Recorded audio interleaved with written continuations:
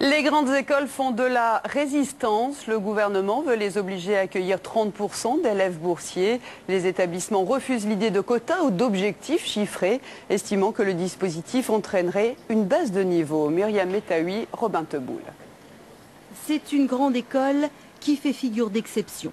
À Sciences Po Paris, un élève sur 5 est boursier, un coup de pouce non négligeable pour ceux qui en bénéficient. Moi je suis boursière à Sciences Po depuis 4 ans et forcément c'est un avantage financier évident puisqu'on ne paie pas les frais de scolarité et qu'on a une petite possibilité de vivre un peu mieux à Paris. Quelqu'un qui est boursier, donc qui sait qu'il est là grâce à la puissance publique, qui sait qu'il est là justement grâce à la bourse, peut-être qu'il va être encore plus motivé. Moi je sais que je suis motivé en partie parce que j'ai une bourse, parce que je suis boursier, parce que je dois faire mes preuves. Donc est-ce que ça fait baisser le niveau?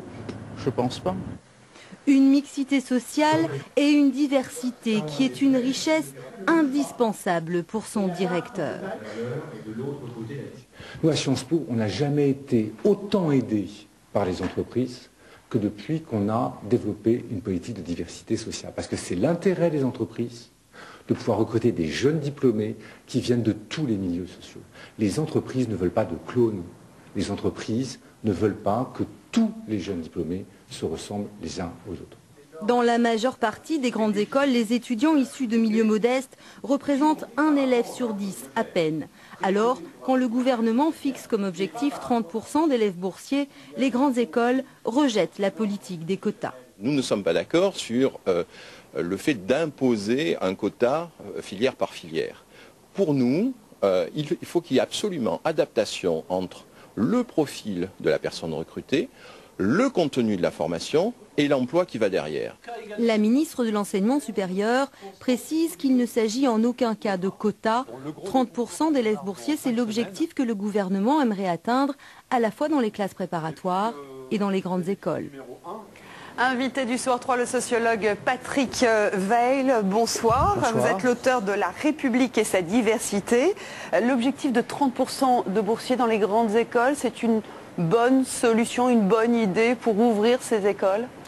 C'est un débat un peu confus et technocratique. D'abord, c'est presque un objectif atteint parce qu'il y a des jeunes de milieux assez aisés qui sont aussi boursiers quand ils ont des frères et sœurs qui sont dans l'enseignement supérieur et qui sont au-delà de 250 km du lieu d'habitation des parents, ils peuvent avoir une bourse. Donc il n'y a pas une corrélation entre le fait d'être boursier et d'être milieu modeste. Enfin, quand même, il y a plus de gens défavorisés qui sont boursiers que le reste.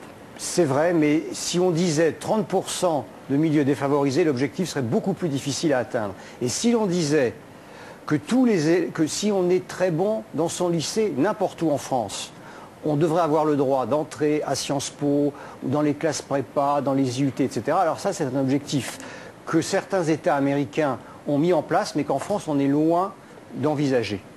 Ouvrir à tous les lycées, le meilleur, au mérite. Parce que si vous voulez, vous avez en France plusieurs centaines de lycées qui n'envoient aucun de leurs élèves dans les classes prépa ou à Sciences Po ou ailleurs. Parce que la discrimination, elle est à la fois sociale et territoriale et géographique. Et elle commence très tôt dès le collège, avec parfois une certaine pudeur à se lancer dans des études longues. Voilà, et les parents et les élèves savent que s'ils sont parfois dans certains lycées, ils n'auront aucune chance d'accéder aux meilleurs établissements. Alors, les grandes écoles disent non au quota, mais se disent prêtes à ouvrir des filières d'accès spécifiques aux élèves socialement défavorisés. Est-ce que ça peut être une bonne idée? Mais il y a déjà un certain nombre de filières pour la technologie, etc. Mais ce que je ne comprends pas, c'est leur conservatisme. Parce qu'aujourd'hui, il n'y a pas assez d'élèves en classe préparatoire pour fournir le nombre de places ouvertes dans les grandes écoles. Donc, ils devraient favoriser un système d'élargissement de leur assiette, si vous voulez, du potentiel qui existe dans ces lycées qui n'envoient personne en classe prépa afin d'aller recruter des nouveaux talents. Alors vous dites conservatisme, comment vous l'expliquez? Parce qu'ils sont, si vous voulez, les plus grandes sont assises sur une notoriété et sur une reconnaissance internationale. Les meilleures écoles françaises, HEC, Polytechnique, sont très reconnues internationalement. Et les autres sont parfois des établissements qui fonctionnent avec l'argent des parents et n'ont pas très envie de recevoir des boursiers. Alors, vous avez beaucoup étudié le système de certains États américains. Eux, comment ils fonctionnent? Est-ce qu'ils ont trouvé une solution qui pourrait être applicable chez nous? Par exemple, on parle de Sciences Po, mais Sciences Po a passé des accords avec 80 lycées. Qu'est-ce qu'on dit aux 2700 autres lycées qui n'ont pas d'accord avec Sciences Po? quand on est élève dans ces lycées, on n'a aucune chance d'y accéder. Vous dites donc c'est il y a trop un peu. moment où il faut qu'il y ait un système national. Et il se trouve que le Texas et la Californie, dont la population totale, ça fait la population de la France, ils ont mis en place un système, ils ont arrêté l'affirmative action classique américaine, ils ont dit, si vous êtes dans les meilleurs élèves de votre lycée, quel que soit le lycée, vous avez le droit d'accès à l'université du Texas ou de Californie, qui sont parmi les meilleures universités américaines.